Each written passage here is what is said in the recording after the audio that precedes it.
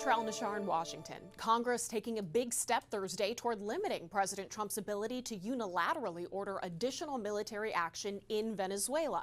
America's adversaries, including China, are watching closely as President Trump sets his sights on Venezuela's massive oil reserves. In a new interview with the New York Times, President Trump was asked how long his administration will demand direct oversight of Venezuela following the capture of Nicolás Maduro. His answer, only time will tell.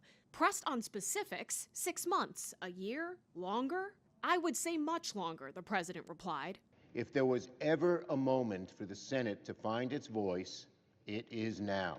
Thursday morning, 5 Senate Republicans joining Democrats to advance a measure requiring Trump to get approval from Congress before future military action in Venezuela. The motion is agreed to. Senate Foreign Relations Chairman Republican Jim Risch confirms to us that Trump is pressuring Venezuela to cut ties with America's adversaries. They have invited in the no-goodniks, Russia, China, Iran, setting up shop right in our backyard. That's simply not acceptable. China, America's largest competitor economically and militarily, condemning Trump's orders in Venezuela from the start. China firmly supports Venezuela in safeguarding its sovereignty, security, and legitimate rights and interests. The president's new national security strategy states, we will deny non-hemispheric competitors the ability to position forces or other threatening capabilities or to own or control strategically vital assets in our hemisphere. Trump's moves in Venezuela are the biggest challenge to China's influence in the region to date.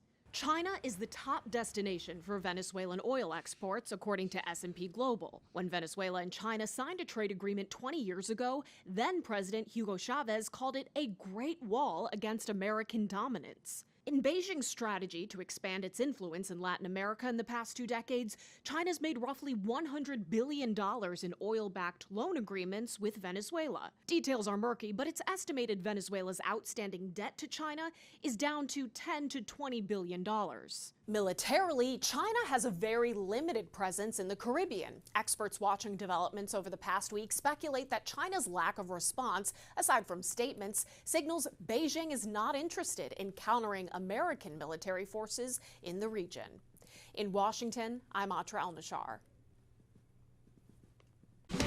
President Trump just gave the green light to the Russian sanctions bill that will put 500% tariffs on any country that is supporting Moscow. Let's go to Emma Withrow from the Fact Check team. And this, of course, comes as the war with Ukraine hits the 4-year mark. It's just one of many global conflicts that we are watching right now. Break down some of the others. So aside from the war between Russia and Ukraine, there's a civil war going on in Sudan between rival military factions and armed groups that's causing a lot of widespread violence and displacement in that region, and that one's been going on for more than 3 years. Now, as far as the war in Gaza goes, there's obviously ceasefire efforts at play, but military tensions between Israel and Hamas and deadly incidents, they just seem to keep happening.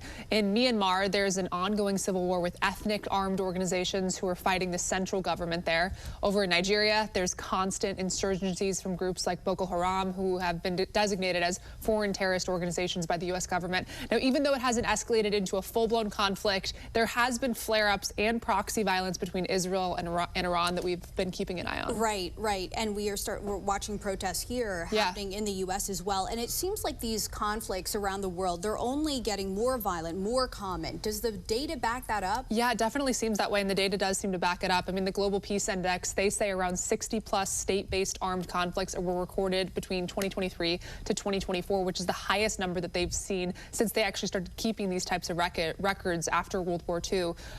So in 2024, for example, they saw 61 ongoing conflicts across 36 different countries, the most since 1946. Emma, thank you. Thanks. Later on, Emma's going to be back to dig deeper into which conflicts the U.S. is indirectly involved in and how we got here.